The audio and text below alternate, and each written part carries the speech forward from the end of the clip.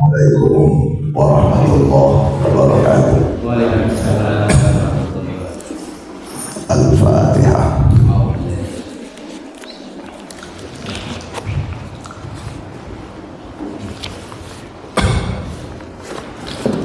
Bismillahirrahmanirrahim.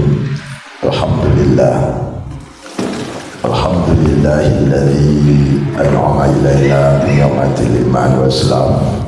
Wassalatu wassalamu ala asyrafil anbiya'i wal mursalin sayyidil anam. Allahumma shalli wa sallim ala Muhammadin wa ala alihi wa sahbihi ajma'in. Amma ba'du. Bapak-bapak, ibu jamaah rahimakumullah. Ini sehat semua Pak ya? Alhamdulillah. Sudah cukup cukup lama enggak? Sekian lama aku menunggu. Alhamdulillah. Kita lanjutkan, kita membahas ayat hadis, ayat-ayat ahkam, tafsir ayat ahkam. Kita hari ini, malam ini, pagi hari ini kita membahas surah Al-Baqarah ayat 124. A'udzu billahi minasyaitonir rajim. Bismillahirrahmanirrahim. Wa idh batala Ibrahim rabbuhu bikalimatin fatammahun qala inni ja'iluka lin-nasi imama qala wa min dhurriyyati qala la yanalu 'ahdi adh-dhalimin. Wa idh batala Ibrahim, ketika wa idh batala Ibrahim rabbuhu, ketika Tuhannya Ibrahim memberikan ujian terhadap Nabi Ibrahim bikalimatin, dengan berbagai ujian. Kalimat itu perintah Gusti Allah dalam bentuk ujian terhadap Nabi Ibrahim yang patut kita jadikan teladan, contoh, dan termasuk syar'u man qablana, syariatnya umat terdahulu yang sebagian diperintahkan untuk kita ikuti. Apa perintah Allah terhadap Nabi Ibrahim yang sampai detik ini diperintahkan untuk kita lakukan? Pertama, kalau yang sebagian ada yang diperintahkan untuk kita ikuti, sebagian tidak. Ujian untuk Ibrahim pertama, mulai kecil dia dimusuhi oleh Raja Namrud. Nah, sekarang tidak ada Namrud. Nabi Ibrahim dituduh menghancurkan berhala-berhalanya orang-orang kafir waktu itu, yang kemudian disidangkan. Nabi Ibrahim dan divonis dengan hukuman dibakar. Ya Ibrahim, a'anta fa'alta hadza bi alihatina ya Ibrahim. Engkau yang menghancurkan Tuhanku, Tuhan kami, kata siapa? Raja Namrud. Kenal Raja Namrud? Betul.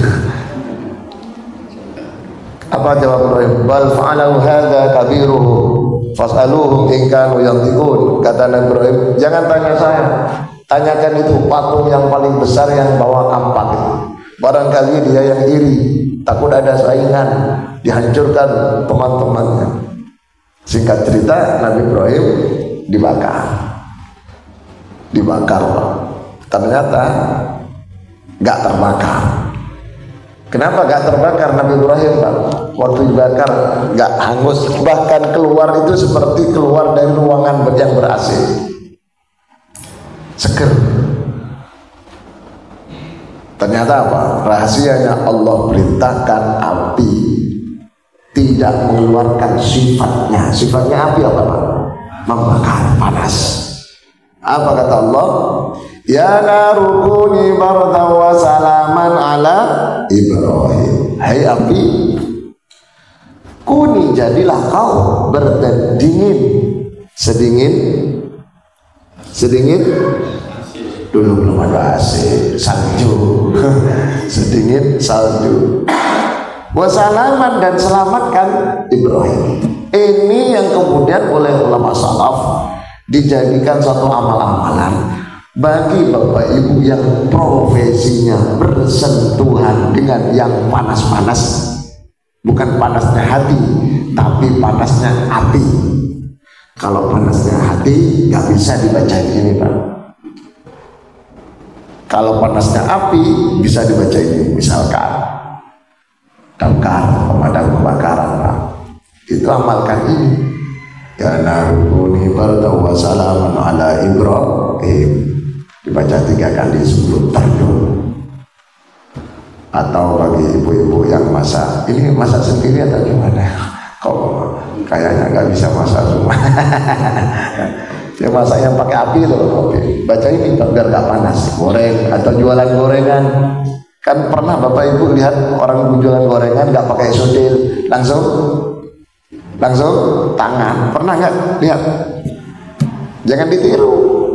Kalau belum ngamalkan ini amalkan dulu. Ya naruni bardaw wa salaman ala Ibrahim. Itu kalau panasnya api bisa dingin. Tapi kalau panasnya hati akibat cemburu, panasnya hati akibat hasud, panasnya hati akibat dengki dan seterusnya, maka bukan ya narubuni bardaw wa salaman Ibrahim yang dibacalah Rabbish rahli sodri wa yassir li amri wahlul 'uqdatam min lisani yafqahu qawli.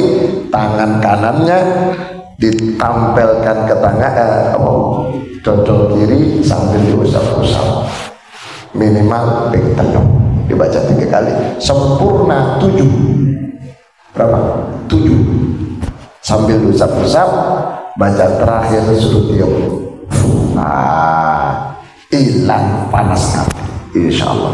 Rabbi syrah li sadri wa yassir li amri wahlul 'uqdatam min lisani yafqahu qawli. Itu kan bacaan Nabi Musa waktu mau ketemu Fir'aun. Salah satu khasiatnya biar dodoi jempar, gak kepikiran. Hebatnya Fir'aun itu noreken tenang Nabi Musa, dengan tenang mau hadapi siapapun. Dibaca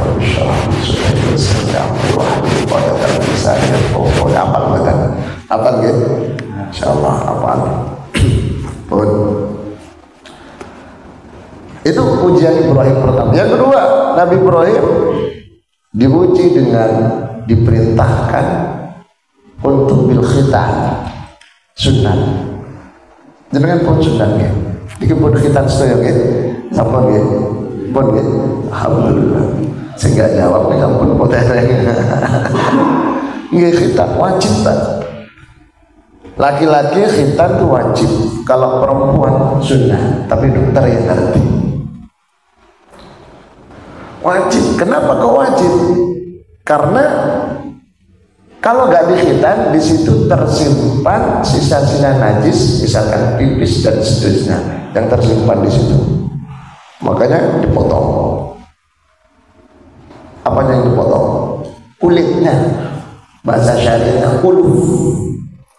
Bukan kepalanya, Pak. Kulupnya dipotong. Umur berapa Nabi Ibrahim dipotong Pak? Khitan Pak? Umur 80. Wis atos. Sopo sekitar nggak ada dokter, dikhitan sendiri Pak. Pakai apa?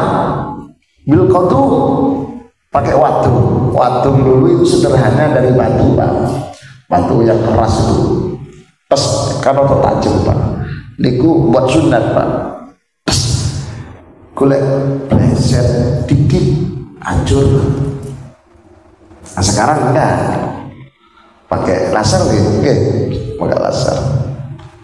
Kalau dulu masih pakai pisau, terkadang bambu, break, terkadang pakai pahat, ngerti pahat, buat kayu, buat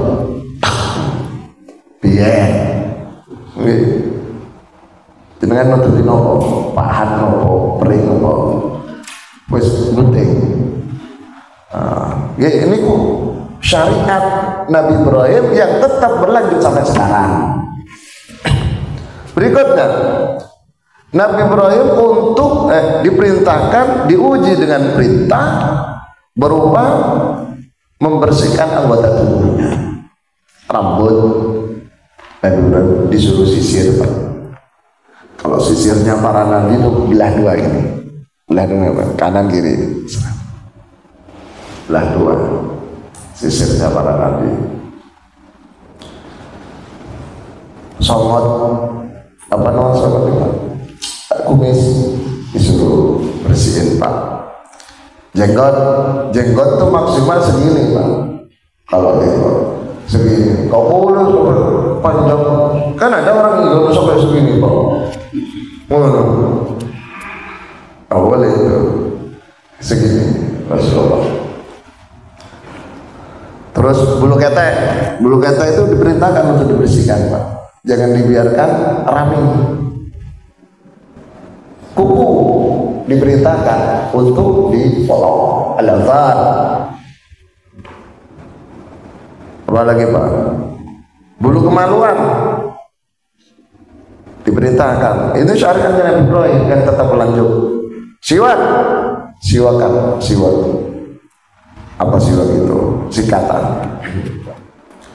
Berikutnya syariatul dzabhi, kurban. Kurban itu syariatnya Nabi Ibrahim berlanjut sampai sekarang. Walaupun pada dasarnya Nabi Adam juga diperintahkan berkurban. Nabi Adam itu memerintahkan umatnya, khusus putra putrinya, untuk berkurban. Ketika ada perebutan istri, calon istri, Pak. Ada perebutan calon istri antara kakanda Qabil dengan adinda Habil, memperebutkan Ikrimah. Nabi Adam itu lahirnya, Siti Hawa itu lahir dua-dua, Pak, kembar, dua tiap tahun, dua. Kalau lahir mesti cowok cewek. Maka syariat pernikahannya silang. Yang kembarannya cewek, nanti ceweknya menikah dengan adiknya yang cowok. Yang kembarannya cowok menikah dengan adiknya yang cewek gini. Lah, kebetulan kembarannya Qabil itu namanya Ikrimah, cantik. Kemudian kembarannya Habil, cewek, Pak, namanya Lahuda, apa saya lupa namanya. Biasa, gak ada jelek. Kalau cewek itu gak ada yang jelek. Biasa, Pak, gak cantik. Nah, Qabil oleh Nabi Ibrahim, Habil maksud saya, Pak, ya. Saya ulang, Pak. Kembarannya Qabil, emas itu jelek, Pak. Oh benar ya, cantik ya, benar. Jadi Qabil itu kembaran cantik, kemudian Habil kembaran jelek, kemudian disilang. Qabil gak terima karena dapat istri yang kurang cantik, sementara adiknya yang bernama Habil istrinya cantik. Gak terima terhadap putusan ayahanda tercintanya Nabi Adam. Nabi Adam ingin membangun sebuah demokrasi musyawarah. Ya Allah, awakmu gak gelem nikah dengan kembarannya Habil, terus nikah karo sapa? Wonge cuma papat. Gak ada pilihannya. Kata Nabi Adam, gini aja, untuk membuktikan keikhlasan kalian berdua, kalian berkurban. Qabil kurban, Habil kurban. Qabil itu seorang petani. Apa, Bu? Petani padi. Maka tentu otomatis yang dikorbankan adalah padinya, beras. Sedangkan Habil seorang peternak kambing, maka kurbannya adalah kambing. Nah, Habil akhirnya berkorban kambing yang besar, amlah wakron, gemuk, bagus. Qabil berkorban padi yang kences, kepak, tak ada isinya, jelek. Tentunya yang diterima korbannya Habil karena yang baik. Ini yang disebut oleh Allah, lan tanalul birra hatta tunfiqu ma tuhibbun. Allah hanya menerima yang baik-baik. Yang kau cintai pasti yang baik. Karena Habil yang diterima korbannya, maka Habillah yang berhak menikahi Ikrimah, seorang gadis cantik. Nikah Pak, mangkel Qabil Pak, karena dapat istri yang gak cantik. Hanya setan datang menggoda Qabil. Kata setan, Qabil, kamu selamanya istrimu gak cantik. Kalau masih ada Habil, paten. Habil itu suruh bunuh. Dulu belum ada alat-alat canggih untuk membunuh Pak. Satu-satunya alat apa? Batu Pak. Waktu Habil istirahat, oleh Qabil diambilkan batu, kepalanya dipukul dengan batu, pecah, meninggal, mati si Habil. Ketika Habil mati, meninggal Pak, dibunuh oleh Qabil. Qabil bingung, khawatir ketahuan Nabi Adam. Ini kepalanya kok pecah, meninggal adikmu Bil. Kenapa Bil? Saat itu Allah kirim malaikat dua berupa burung elang dua, perang kayak perang India Pakistan. Ngerti Pak? Lihat anda di Pak, videonya Pakistan India Pak, kalian ya. Akhirnya salah satu di antara dua burung elang itu jatuh mati Pak. Yang hidup itu turun Pak, membuat lubang. Setelah lubangnya jadi, elang yang mati itu diseret, dimasukkan dan ditutup. Qabil menyaksikan itu langsung nangkep loh. Oh begitu cara menghilangkan atau menguburkan orang mati. Hanya digali dan ditutup. Itu asal muasal terjadinya pembunuhan dan proses terjadinya penguburan. Itu kurban Pak. Sudah ada syariat. Namun yang betul-betul berupa hewan kurban itu sejak Nabi Ibrahim. Nabi Ibrahim itu istrinya dua, satu Sarah. Ada yang bernama Sarah, itu wanita itu. Ya, Bu Sarah, bukan? Gak ada Sarah ya. Bu Sarah itu bagus, wanita solehah. Kenapa? Suaminya ditawari nikah lagi, terus soleh. Ada enggak orang sini bilang, Mas Rabio mana? Enggak ada Pak. Enggak ada Pak ya? Ini kok diam semua ini ya Pak? Enggak ada. Siti Sarah sampai umur 90 tahun enggak hamil Pak. Enggak hamil. Gelo Nabi Ibrahim, gak ada penerusnya. Siti Sarah ngerti bahwa Nabi Ibrahim harus punya keturunan karena seorang nabi. Kalau nabi gak ada keturunannya, siapa yang meneruskan dakwahnya? Maka otomatis Siti Sarah bilang sama Nabi Ibrahim, suruh nikah lagi. Nabi Ibrahim akhirnya cari Pak wanita yang cocok dengan Nabi Ibrahim, dibawa pulang, gak langsung dinikahi. Dibilangkan sama Siti Sarah, Dek, panggil adik apa? Sayang, ini sudah dapat calon. Apa kata Siti Sarah? Jangan yang itu. Kenapa? Terlalu cantik. Terlalu cantik. Dikembalikan Pak. Sorry ya, mohon maaf gak cocok sama istri saya. Cari lagi, dapat. Dek, ini sudah dapat lagi. Jangan yang itu. Kenapa? Terlalu manis. Kasih tahu. Pokoknya berulang-ulang nggak usah tepak. Ayat Nabi Ibrahim, sudah ada deh. Aku nggak mau nikah lagi. Lek saya mau nikah lagi, carikan. Apa kata Siti Saron? Mas, sampean kok repot-repot mencari calon istri. Oh, di rumahnya sendiri sudah ada calonnya. Siapa Pak? Pembantu. Rewan. Ngerti rewan? Apa rewan itu?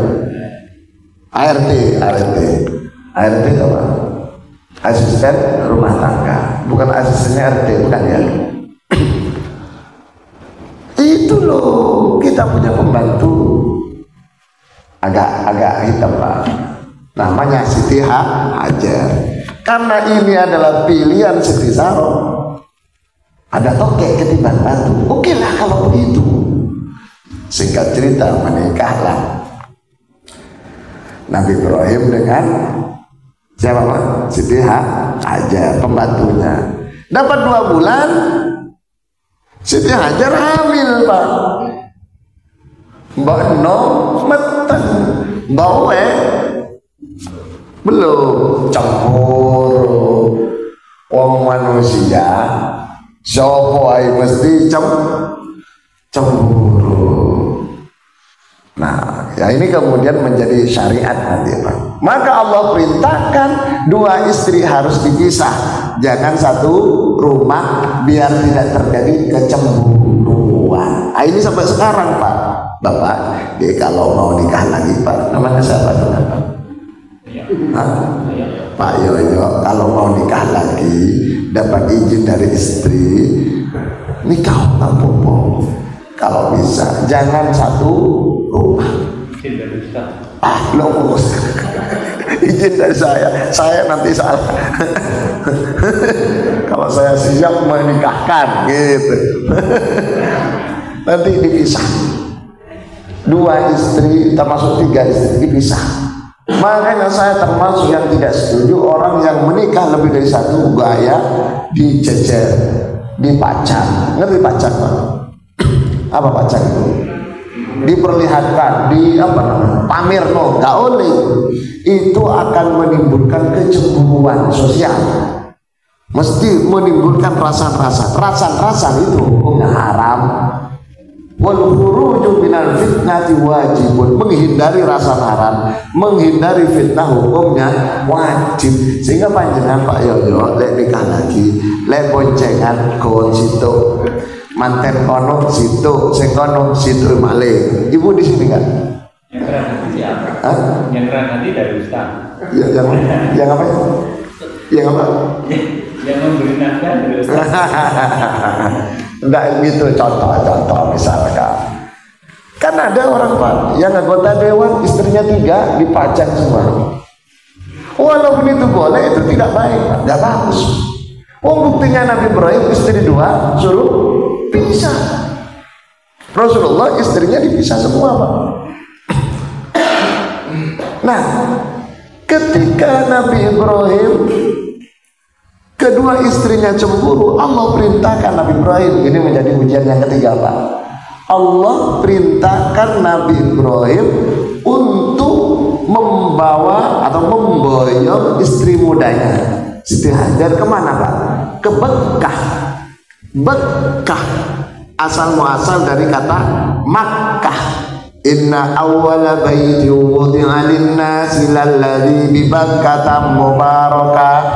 Sesungguhnya rumah tua, bangunan suci yang terlama di persada bumi ini Pak, di atas bumi ini adalah Bekkah. Bekkah itu maksudnya Makkah. Makkah itu adalah Ka'bah.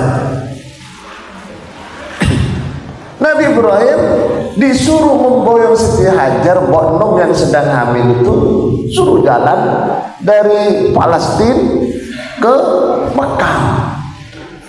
Berarti Nabi Ibrahim akan meninggalkan istri tuanya yang bernama Sarah. Nabi Ibrahim mikir Pak, sakno mbok yang paling disayang ditinggal. Nabi Ibrahim mikir, sopo sing jaga istri saya siapa, yang masak no siapa, yang ngasih makan belanja nafkah siapa, kata Nabi Ibrahim. Bimbang Nabi Ibrahim. Akhirnya Nabi Ibrahim diperintahkan lagi oleh Allah suruh berangkat hijrah membawa Siti Hajar. Nabi Ibrahim langsung curhat pada, ya Allah, saya tidak mungkin meninggalkan istri tercinta saya Siti Saroh. Saroh di Palestina seorang diri, gak ada anak. Kalau masih ada anak lumayan Pak. Apa kata Allah? Ibrahim, kalau kau masih ragu, coba ambil palu. Palu itu kadang palu yang buat pecahkan batu yang besar. Itu ada batu di depan rumahmu, itu ada batu besar Pak. Itu pecahkan. Singkat cerita Nabi Ibrahim memecahkan batu itu. Batu sebesar pintu itu Pak, jadi segenggam segini batunya. Kata Nabi Ibrahim, ya Allah, sudah saya hancurkan batunya. Nabi Gusti Allah menjawab, Ibrahim, belum. Terus, ya itu masih kecil tuh, pecah. Setelah Nabi Ibrahim memecahkan batu kecil yang awalnya besar itu, ternyata di dalam batu itu keluar seekor binatang kecil sejenis ulat. Tapi ada sayapnya Pak, kayak belalang itu. Ada seekor belalang keluar dari batu, Pak. Kemudian Allah bilang kepada Ibrahim, Ibrahim, itu apa? Nabi Ibrahim menjawab, ini binatang. Allah tanya, itu binatang hidup apa mati? Ibrahim menjawab, hidup. Allah bertanya, siapa yang kasih makan? Oh, gak ada akses keluar masuk di dalam batu besar tadi. Apa kata Ibrahim? Gusti Allah. Nah, kata Allah, saya lu menjamin kehidupannya seekor binatang berada dalam batu besar yang tidak ada akses keluar. Apalagi istrimu, istri seorang nabi, Siti Saroh, orang soleha, orang mulia, saya jamin kehidupannya. Apa kata Ibrahim? Let's go. Berangkat Nabi Ibrahim membawa Siti Hajar. Siti Saroh ditinggalkan. Setelah Nabi Ibrahim bersama Siti Hajar di Mekah, ternyata Siti Saroh itu juga hamil ternyata. Iya sama Nabi Ibrahim Pak. Kalau orang sekarang suaminya merantau, istrinya kok hamil, biasanya dicurigai. Saya punya kawan di Bangil Pak, di Bangil, orangnya tidak hamil. Ketika suaminya meninggal, dapat 2 bulan suaminya meninggal, janda ini hamil Pak. Heboh Pak. Saya bilang jangan heboh, tanyakan sejujurnya siapa yang menghamili. Subhanallah. Ternyata apa? Almarhum suaminya sebelum meninggal sempat kumpul tidur dan sudah bersumpah suaminya, dan memang orang baik. Ya Allah, kalau Allah berkehendak, ternyata Siti Saroh setelah ditinggal posisinya hamil. Kemudian Siti Hajar ketika hamil tua, Nabi Ibrahim pulang kemana Pak? Balik ke Siti Saroh ke Palestina. Siti Hajar lahir seorang diri. Ketika Siti Hajar melahirkan sosok bayi mungil kecil dan lucu yang kemudian diberi nama Ismail, Siti Hajar kehabisan air, nggak ada air, bingung, muter di Ka'bah, ping pitu, Ka'bah muter mencari air, nggak dapat. Yang kemudian dijadikan syariat tawaf itu. Akhirnya Siti Hajar terus mencari ke bukit-bukit, dimulai dari Bukit Sofa ke Mahmud. Itu kan lumayan perjalanan Pak. Kalau nggak salah berapa? 3 kilo atau 7 kilo perkiraan. 3 kilo ya? Ya ada 7 kilo kalau nggak salah. Enggak ya, nggak sampai ya. 3 kilo ada, 3 kilo. Terus ke atas, turun ke atas. Kemudian menjadi syariat sah antara Safa dan Marwah. Ketika di atas Safa, Siti Hajar berdoa. Ketika di atas Marwah berdoa. Singkat cerita, kemudian Siti waktu ada di atas Marwah, Siti Hajar ini melihat burung turun semua, seakan-akan minum air. Ternyata dari kakinya Nabi Ismail kan kakinya begini Pak, ke tanah, keluar sumberan air yang bernama Zam-Zam, yang posisinya sekarang berada di Ardiyah, kalau di lantai dasar itu Pak, keturun kalau Masjidil Haram yang dijadikan madrasah sekolah itu. Zam-Zam itu seorang diri Siti Hajar. Jadi kalau ada ibu-ibu lahir, suaminya merantau atau pas tugas, jenengan berarti niru Siti Hajar. Hebat. Nabi Ibrahim balik ke mana? Ke Palestina. Yang kemudian istri pertama Siti Sarah lahir juga, nanti namanya Nabi Ishak. Nabi Ishak lahir, Nabi Ibrahim balik ke Mekah. Ternyata Nabi Ismail sudah lari-lari. Falamma balagha ma'ahu as-sa'ya qala ya bunayya inni ara fil manam anni adbahuka fanzur madza tara qala ya abati if'al ma tu'mar satajiduni insya'allahu minasyabirin. Ketika Nabi Ismail sudah lincah tampak lucu-lucunya, ternyata Nabi Ibrahim bermimpi.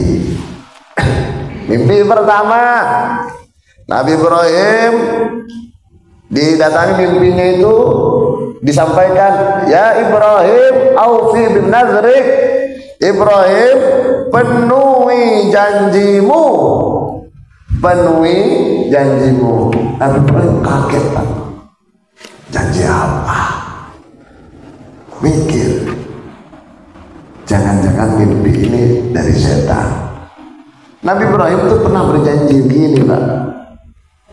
Nabi Ibrahim itu punya kebiasaan setiap tahun menyembelih 1000 ekor kambing, kemudian 300 ekor sapi dan 100 ekor unta tiap tahun. 100 ekor unta, 300 ekor sapi, dan 1000 ekor kambing. Kambingnya Pak, bukan ekornya ya. Kalau ekornya kan gini tuh. Itu tiap tahun Nabi Ibrahim, sampai seluruh penghuni langit, para malaikat itu fayata'ajjabun, aku antara satu dengan yang lain bisik-bisik malaikat, hebat Ibrahim. Ibrahim hebat. Ibrahim menjawab Pak, jangankan cuma binatang, hewan, kambing, sapi, onta, lau kana li ibnun la azbahannaka qurban ila Allah, kata Nabi Ibrahim. Jangankan cuma hewan, binatang, putraku, kalau saya punya putra diperintahkan untuk beleh, kurbankan, saya kurbankan demi Allah. Kenapa Nabi Ibrahim bilang begitu? Karena waktu itu posisinya belum punya anak. Nah, setelah punya anak ada perintah suruh penuhi. Bingung Ibrahim, bingung, mikir setelah mimpi itu Pak, bingung dan mikir, bimbang setelah mimpi. Hari itu seharian bingung, mikir, bimbang. Bahasa Arabnya tarwiyah. Itu tanggal 8 Dzulhijjah. Bingung, mikir, bimbang, bahasa Arabnya tarwiyah. Karena Ibrahim bingung mikir, mimpi gimana ya. Pada malam berikutnya Nabi Ibrahim mimpi kedua kalinya. Dengan mimpi yang sama, Ibrahim, penuhi janjimu. Nabi Ibrahim kemudian tahu bahwa mimpi itu dari Gusti Allah. Tahu bahasa Arabnya Arafah. Jadi Arafah itu dari kata Nabi Ibrahim tahu dan yakin bahwa itu adalah perintah Allah. Walaupun pas kebetulan biasanya ada orang wukuf di Arafah yang oleh sebagian orang dijadikan pedoman puasa Arafah. Padahal perintah puasa Arafah itu di hari Arafah tanggal 9. Bukan di wukuf Arafah. Kebetulan ada wukuf Arafah, sip. Misalkan panjenengan puasa hari Arafah tanggal 9, pas kebetulan ada orang wukuf, gak apa-apa, bagus. Misalkan satu saat tanggal 9-nya beda antara Indonesia dengan Arab, maka jenengan secara syariat itu diperintahkan ikut Indonesia. Di sini Arafah, di sana sudah itulah di sini Tarwiyah, sana Arafah, lebih dulu sana, misalkan ikut Indonesia karena perintahnya Yaumul Arafah, hari Arafah tanggal 9. Lo katanya puasa harus bersamaan dengan wukuf? Tidak ada wukuf, gak masalah. Apa buktinya? Syariat puasa itu adalah pada tahun ke-6, sedangkan syariat haji itu pada tahun ke-8. Berarti selama tahun ke-6 Hijriah, ke-7 Hijriah, masuk ke-8 Hijriah, Rasulullah puasa Arafah tanpa ada orang wukuf karena haji belum ada. Itu ya. Setelah Nabi Ibrahim mimpi, tahu bahwa itu dari perintah Allah, tapi belum beleh. Pada hari ketiga Nabi Ibrahim mimpi lagi, suruh sembelih. Singkat cerita, besoknya Nabi Ibrahim langsung ini Pak. Apa Pak? Ngasah pisau, harus tajam, kasihan. Kemudian setan datang, Ibrahim, sakno, anak satu-satunya kau sembelih. Apa kata Ibrahim? Kau setan, laknatullah. Gak mempan. Nabi Ibrahim digoda setan. Nabi Ibrahim setan geser ke istrinya. Siapa Pak? Siapa istrinya? Siti Hajar. Ning, akhir-akhir gitu setan. Ning, apa? Iku anakmu kata dibeleh karo bojomu. Kata Siti Hajar, kalau itu perintah Allah, apalah, tak apa. Gagal Pak. Akhirnya datang pada Nabi Ismail. Awak mengerti enggak? Awak kata dibeleh. Iya ngerti. Kok gelem? Itu perintah Gusti Allah. Akhirnya oleh Nabi Ismail diambilkan batu, dilemparkah yang namanya setan, yang kemudian menjadi lempar jurah. Walamma aslama wa tallahu lil jabin wa nadainahu ya Ibrahim qad saddaqta ar-ru'ya inna kadzalika najzil muhsinin inna hadza lawal bala'ul mubin wa fadainahu bil bin 'azim. Ketika pisaunya sampai di lehernya Nabi Ibrahim, siapa? Nabi Ismail. Pisau yang tajam, tidak sama sekali melukai lehernya. Ini gak mempan. Maka Nabi Ibrahim ke pisau itu dipanting Pak, pisaunya. Pisaunya kena batu besar, batunya belah jadi dua. Batu belah jadi dua. Dan berkata si pisau, sorry ya Ibrahim, saya tajam. Ini buktinya batu bisa belah jadi dua, tapi saya tidak diizinkan oleh Allah untuk melukai Ismail. Ini adalah ujian dari Allah. Inna hadza lawal bala'ul mubin. Ujian dari Allah. Wa fadainahu bilibin awlim. Tiba-tiba malaikat datang membawa kambing besar. Kambingnya siapa, Pak? Kambingnya Habil yang diterima kurbannya. Kan nggak disembelih dulu, kan nggak disembelih. Disuruh diganti dengan seekor kambing, dan Nabi Ibrahim perintahkan untuk belah kambing itu. Kaget Nabi Ibrahim, spontan lisannya Nabi Ibrahim mengatakan Allahu Akbar, Allahu Akbar, Allahu Akbar, la ilaha illallah, Allahu Akbar, Allahu Akbar, walillahil hamd. Jadi yang disembelih apa? Kambing. Itulah asal muasal kemudian syariat kurban, kambing. Maka Rasulullah katakan, man kanat lahu sa'atun wa lam yudhi fala yaqrabanna musallana. Orang yang punya kemampuan, kelebihan harta, cukup, tapi tidak mau berkurban, kata Rasul, jangan sekali-kali orang itu masuk mushola, masuk masjid. Gak boleh masuk masjid, dilarang. Kenapa? Karena keimanannya dipertanyakan, loyalitas keislamannya dipertanyakan. Hadis ini yang kemudian dijadikan dasar hukum oleh Imam Hanafi, Pak Nu'man bin Thabit al-Hanafi, yang meninggal pada tahun 150 Hijriah. Dan Ibrahim mengatakan, Imam Hanafi mengatakan, kurban itu hukumnya wajib bagi orang yang mampu. Ada yang protes, Ustaz, saya nggak mampu. Kalau nggak mampu nggak wajib. Yang wajib bagi yang mampu.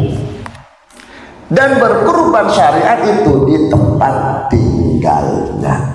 Kalau dengan orang Sidoarjo, kurbannya di Sidoarjo. Dengan wong Surabaya, kurban ini Surabaya. Nah, cari ini oleh kurban di pulau-pulau luar. Misalkan transfer di mana? Kalau pertanyaannya boleh apa tidak, jawabannya boleh. Tak apalah. Tapi ayyuhuma afdal, mana yang lebih utama? Berkorban di rumahnya dengan berkorban di tempat lain di rumahnya. Kenapa? Syiar. Syiar. Jadi kalau orang perumahan Geraha Sampurna Indah ini, maka dengan korban di perumahan, tidak berkorban di perumahan lain, kecuali istrinya bininya dua. Di sini juga korban, perumahan sana korban, ada 4. Geraha Sempurna Indah 1, Geraha Sempurna Indah 2, Indah 3, Indah 4. Itu korbannya 4 berarti. Tapi kalau bininya 1, ya di sini. Walaupun sekali lagi boleh di tempat lain, cuma afdol itu lebih utama. Lunda satu desa saya itu kekurangan kambing atau apa namanya daging gini, biar sama-sama kena. Belai di rumah, nanti dikemas dengan kemasan yang baik, antarkan dalam keadaan sudah daging, dalam keadaan sudah berbah daging, bukan hewan, sehingga yang di desa tidak repot-repot beleh, tidak repot-repot ini dan itu. Pertanyaannya, afdal mana diberikan dalam keadaan mentah dengan matang? Afdal mentah. Syariat kurban diperintahkan mentah. Kalau syariat akikoh diperintahkan matang. Oke. Kan ada sebagian daerah, sebagian kota, sebagian kabupaten sudah menerapkan kurban dikemas dalam keadaan matang, kaleng berupa semacam sarden, kayak sejenis sarden matang. Kalau pertanyaannya boleh apa tidak, ya tak apa, tapi tidak afdol, tidak sesuai dengan syariatnya, karena syariatnya kurban itu daging diberikan dalam keadaan mentah.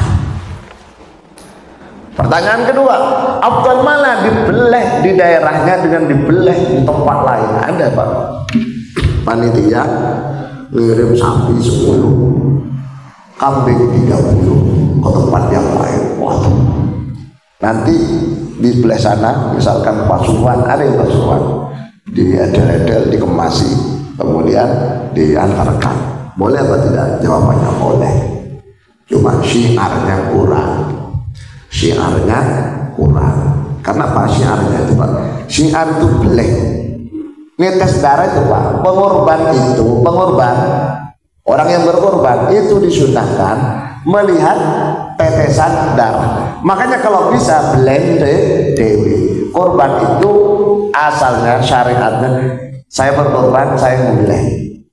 Kalau tidak bisa beleh, mewakilkan orang lain, nyuruh orang lain, tapi yang berkorban menyaksikan. Aku diketok gede abang, aku gak suka pusing kalau lihat darah merah. Gampang dengan beli kacamata hitam sehingga darahnya kelihatan hitam. Kayak ada orang Madura Pak, orang Madura peternak sapi. Satu saat musim kemarau, nggak ada rumput hijau, rumputnya kuning kering, tamin, ngerti tamin? Pohonnya padi. Itu kan dibuat makan sapi Pak. Kalau sudah musim kemarau, sapinya kemenyek Pak, nggak kelemangan Pak, karena nggak hijau. Wong Madura kan pinter Pak. Akhirnya apa? Dibelikan kacamata hijau. Jadi sapinya dikasih kacamata hijau semua Pak. Akhirnya apa?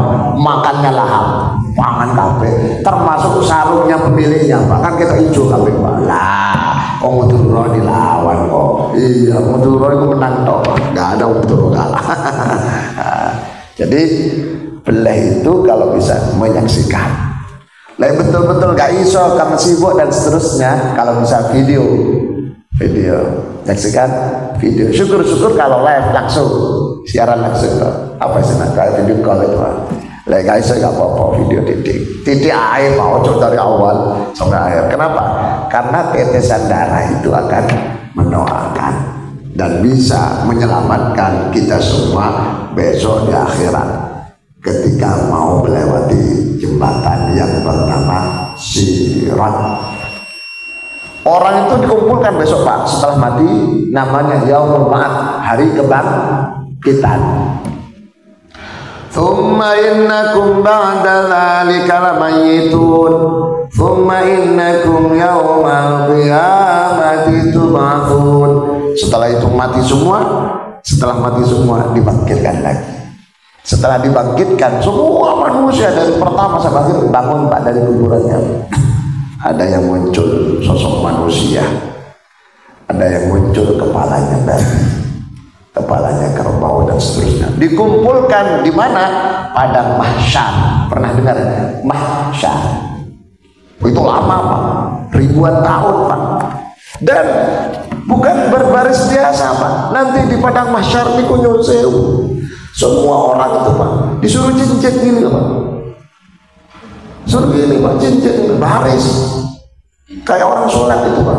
Cincin bukan berdiri biasa, apalagi duduk kursi. Duduk kursi enak, cincin ini Pak. Makanya orang banyak menangis, banyak menderita, sampai orang-orang kafir mengatakan, ya Allah, segerakan masuk neraka gak apa-apa ketimbang cincin. Saking susahnya Pak di mahsyar. Orang pengen segera masuk neraka, dikira neraka lebih ringan daripada cincin. Ditanya satu persatu Pak. Semua yang kita lakukan ditanya Pak. Ma yalfidhu min qawlin illa ladaihi raqibun atid. Tidak ada satu kata pun yang terluput dari pertanyaan. Tanggal berapa sekarang? Sekarang tanggal berapa? 25? 24? 24. Bos, kamu tanggal 24 ikut ngaji? Ikut. Duduk di mana? Di belakang. Nah, ini di belakang. Ngerungokno apa turu? Ngerungokno. Cari nih malaikat. Sip, aman. Baru pertanyaan, itu lama Pak. Kamu ngaji oleh sego? Iwa apa? Soto. Kamu makan nikmat apa Pak? Kasih tuh. Wah, iki gak apik. kesuwen itu Pak. Iya, semua Pak ditanyakan Pak. Sampai dalam satu cerita, kalau punya harta kapak Pak, kapak atau pisau, kapak itu alat motong kayu. Itu pertanyaannya itu toh lebih dari 40 hari. Lebih dari 40 hari kapak toh. Kalau mobil lebani toh piro Pak. Allah. Wah, maju ribuan tahun, bahkan ratusan ribu. Baru setelah itu dihisap. Dihisap itu dihitung. Kebaikannya berapa, keburukannya berapa. Semua orang pasti ada buruknya, ada salahnya. Fa amma man thaqulat mawazinuhu fa huwa fi 'ishatir radiyah wa amma man khaffat mawazinuhu fa ummuhu hawiyah wa ma adraka ma hiya narun hamiyah. Jadi amalnya yang berat dimasukkan ke surga, amalnya yang ringan neraka. Kemudian setelah itu ditimbang, sudah timbang tadi, disuruh lewat di jembatan namanya sirat. Sirat itu di bawahnya ada jahanam Pak, neraka. Jahanam itu nama lain dari sakor, neraka sakor. Jembatan ini jadi asgharu minasya'ri, lebih kecil dari rambut Pak. Dalam penjelasannya. Dan wahaddu lebih tajam minasikir dari pisau. Sehingga orang banyak yang takut lewat. Takut. Sama malaikat, ayo lewat kafe. Ayo Pak Bagio, ayo. Takut malaikat. Akhirnya malaikat lapor ya Allah, ya Allah, ini ada jamaah Firdaus disuruh lewat sirat gak gendeng, pada wong kabeh wis lewat. Apa singkatnya? Kata Allah, malaikat tanyakan sama jamaahnya itu, pernah kurban apa enggak? Oh pernah kurban perasaan. Oh bukan itu maksudnya, kurban hewan. Oh iya. Kamu pernah kurban? Pernah. Apa? Sapi. Gemuk apa kurus? Ya kurus. Ya sudah tupai. Sapi kurus tupai. Jadi kurban itu dalam penjelasannya akan ditumpai oleh yang berkurban. Oleh karena itu kan kurban itu diperintahkan cari hewan yang gemuk. Yang kurban kambing berarti numpak kambing. Kurban sapi besar aman. Sapi kecil ditumpai wong itu Pak. Tapi tetap aman masuk surga, alhamdulillah. Maka oleh karena itu Bapak Ibu sedaya masih ada kesempatan sampai Idul Adha jenengan kurban. Lek iso tumbas sapi dhewe patungan. Pak, enten patungan enten ada. Masih dibuka patungan. Sudah habis. Oh, habis. Jadi kalau panjenengan nggak bisa patungan kambing. Kalau kambing kan bebas nih. Kambing.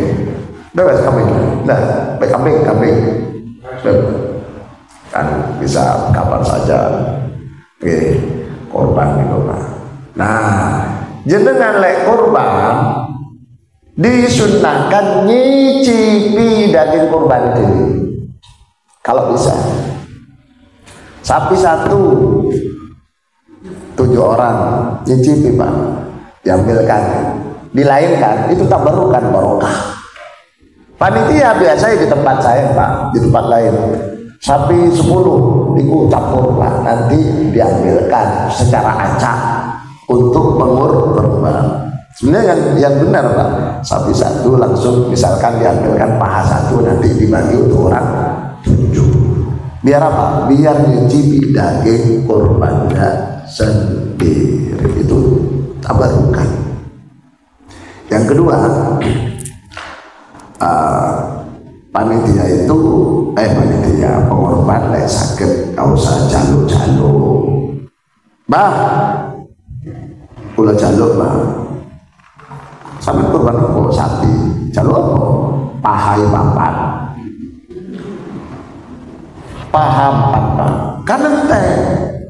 Akhir panitia gergetan, apa sedang paham, ndase, apa maning jeruan, apa maning buntute, cari maning PNKP, belen dewe, ojo ngono.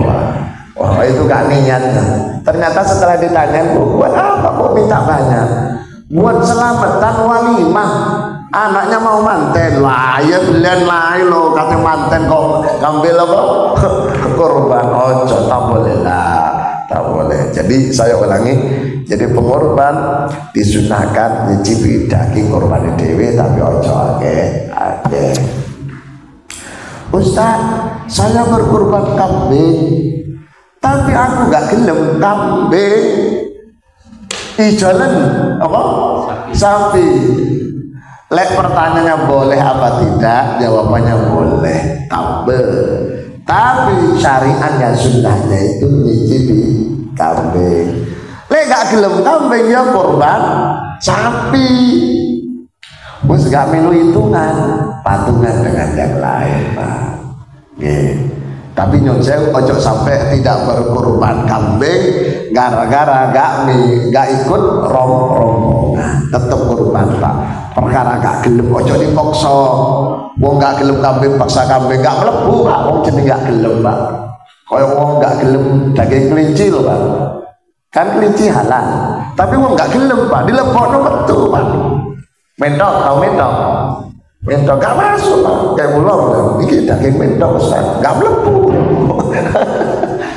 Ikut apa? Ingat itu loh susurnya itu, Pak.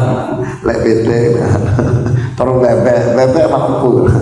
Oh, pertanyaan, silakan. Ada pertanyaan, silakan, Bu Dita.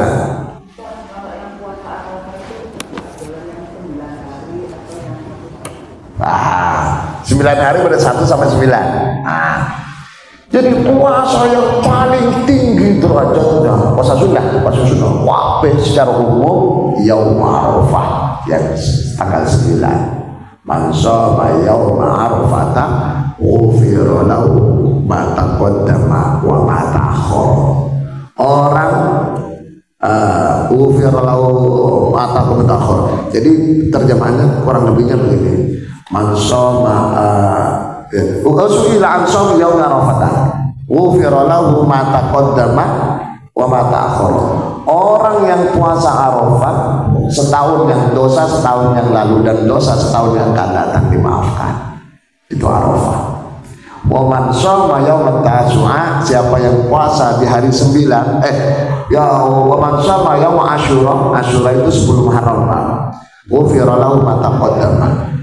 Dosa-dosanya setahun yang lalu dimaafkan. Jadi posisinya kedua Asyura, yang pertama Arafah, Asyura. Setelah Arafah, Asyura ada puasa Senin Kamis. Itu posisinya tinggi, termasuk 6 hari Syawal. Nah, itu yang paling afdol. Kalau pengen lebih dari 1, tanggal 8 namanya tarwiyah.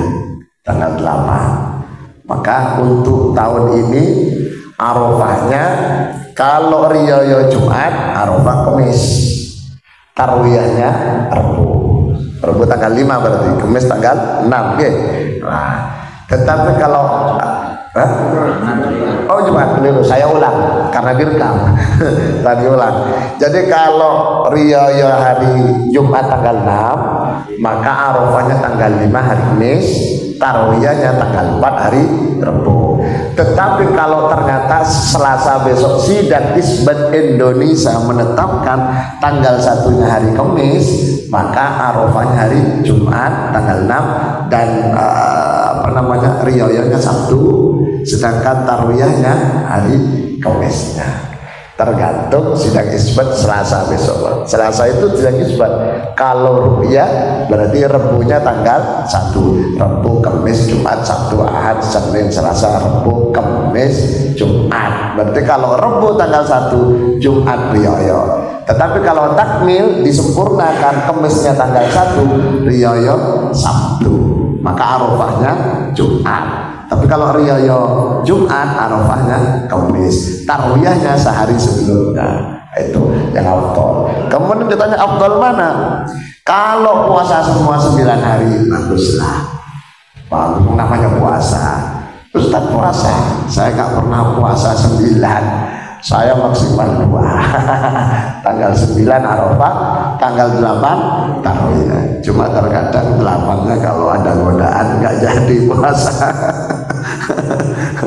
Tapi kalau 9 pasti puasa karena pahalanya besar.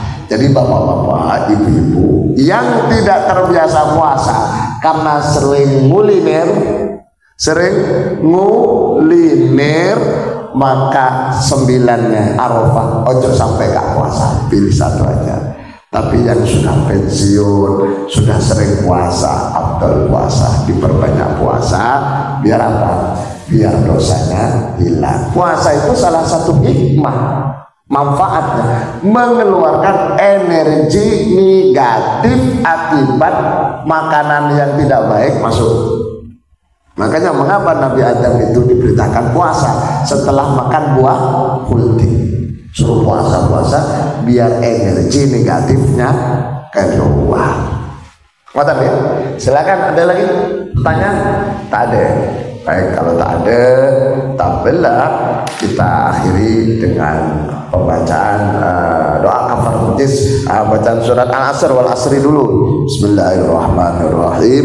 Wal 'asri innal insana lafi khusr illa alladziina aamanu wa 'amilus shalihati wa tawassaw bil haqqi wa tawassaw bis sabr. Subhanakallahumma wa bihamdika asyhadu an la ilaha illa anta astaghfiruka wa atubu ilaik. Walhamdulillahirabbil alamin. Assalamualaikum warahmatullahi wabarakatuh.